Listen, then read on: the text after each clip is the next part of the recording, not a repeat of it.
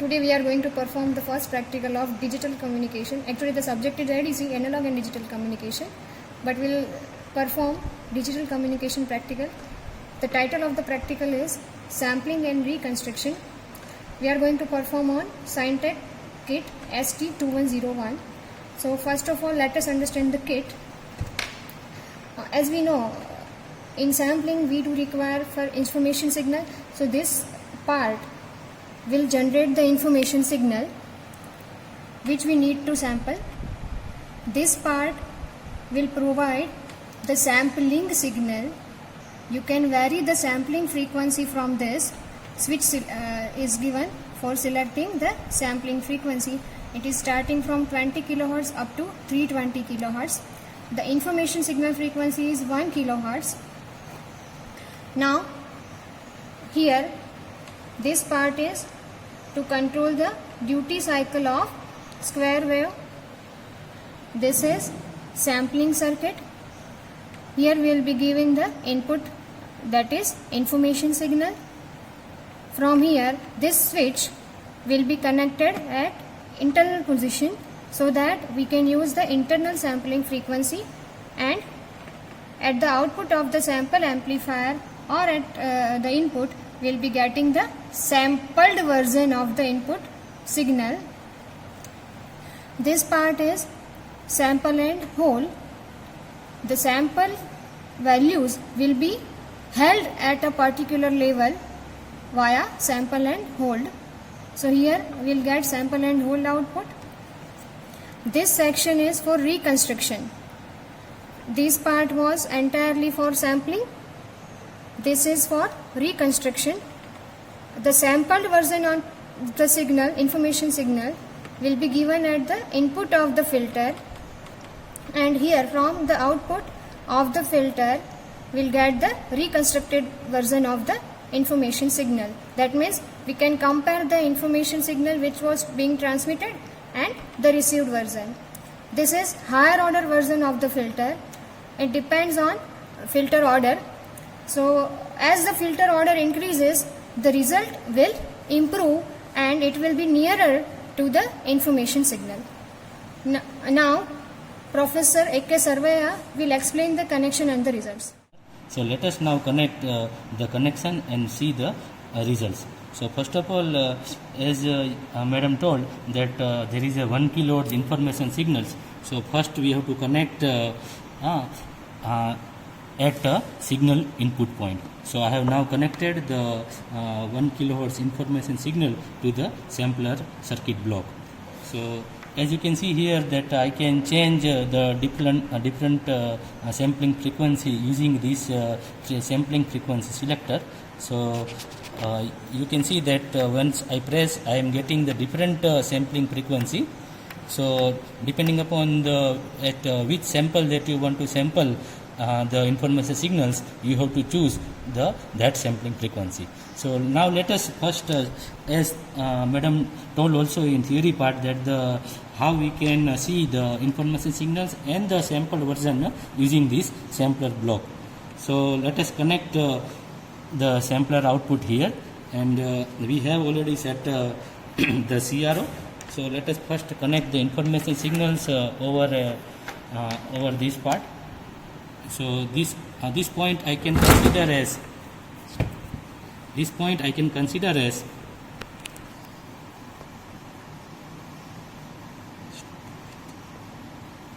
as you can see in the CRO that the 1 kHz information signal is connected in a channel 2. Okay. So now let us see the output of the sample version. So here I have connected the sample output at channel 1. So once I scroll, you can see that now there is a sample version of the sampling frequency of the 1 kHz. So here the sampling frequency is I have chosen as a 80 kHz. So divided by 10. So there is a 8 sample should be come out on a CRO screen, and you can also see that here we are getting the same way. The number of sample versions are nothing but 1, 2, 3, 4, 5, 6, 7 and 8. So this way we can finally conclude that sampled output of the sampling amplifier is containing the 8 sample of our original information signals. So now let us see the second output, which is nothing but the sample and hold output. So for that, as madam told, that we have to connect these connections. So now I have already connected. So let us now connect. So I am removing the information signals, and I am now using the sample and holder output connection here. So now let us see the result of the sample and holder output. So all of you can see now that now the results are these results, I can say that is nothing but the sample and hold output results. And let me change the sampling frequency so that you will find that now there is no pulse amplitude type of the signal, but results are holding at different time intervals. So now let us see the next output, which is nothing but the low pass filters output. So let me disconnect this part, and let us connect now once again with the. So you can see that now we have the second order low pass filter output, which is nothing but it looks like a original information signals 1 kilohertz. And let me compare the same so that you have a more depth idea.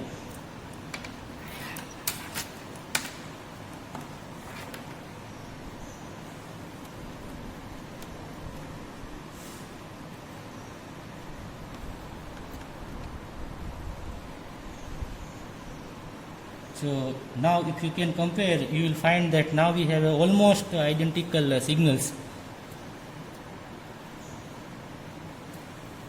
Here you can see that now we have almost identical signal like information signals. Now let me once again see the output of the fourth order low pass filter. So and try to compare with the second order. Okay.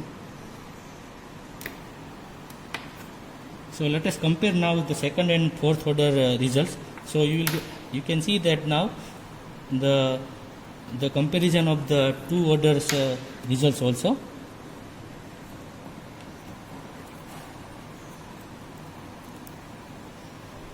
So now you can see that these results this part is nothing but the output of the second order low pass filters results, while this result is the fourth order low pass filter, and clearly it indicates that the higher order fourth order low pass filters output is more closer to the information signals. So this way we have now in this lab see how sampling can be possible, and how the sampled information signal can be sampled using a sampler circuit. And we have seen the results of the sampled version. We have also seen the sample and hold output also, and we have seen whenever we have to recover our original signals, either we can use the second order or a fourth order filter, and we have also compared the result of the information signal. So thank you.